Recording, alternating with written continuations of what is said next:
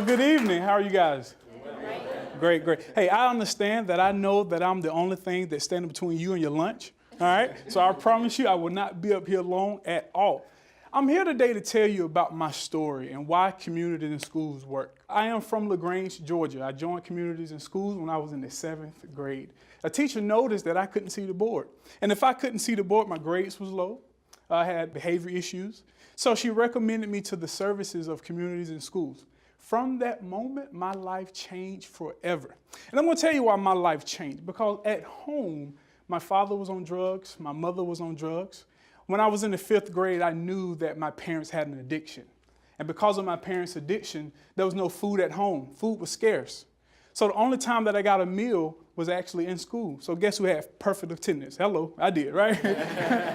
I made sure I was at school every single day because, see, I didn't know if I was going to have a meal when I got home. And there was times I would cry myself to sleep because mom and dad didn't come in the room and say, son, everything's going to be okay. Son, we're going to take care of this. Because of my parents' addiction, every single year I was at a different elementary school. Every single year we moved home to home. Either we moved ourselves or our furniture was sitting on the side of the road. So imagine being in 4th grade, walking home in your bed, your TV, your furniture, and everything that you own sitting on the side of the road. Friends laughing, but I'm crying because mom and dad wasn't there waiting for me. Because of their addiction, there was time we didn't have any running water in the house, no electricity in the house. So in the 6th grade, I had no water. My grandmother had a 3-bedroom house, 13 people living there. I couldn't inconvenience my grandmother. So there was a bucket in the back of my house. And I told myself I have to do something to survive. So I actually took that bucket and I told myself that I would literally wait on the rain to survive. And I put that bucket on the front porch of my step. And I'm going to tell you, when it rained, it was a happy day. I took that bucket of water and I put some in the tub and I would put some in other bins in the house. And I remember one night I was leaning over the tub with a bar of soap, and I was washing my jeans with a bar of soap in the dark. There was no electricity, there was no heat in the house. So my jeans didn't dry overnight, my underclothes didn't dry. So I'm standing at the bus stop, looking in the sky, because if someone asked me, how are you doing this morning, tears may just flow down my eyes because, see, I'm freezing because my jeans are wet and my shirt is wet. Went to school, no one knew.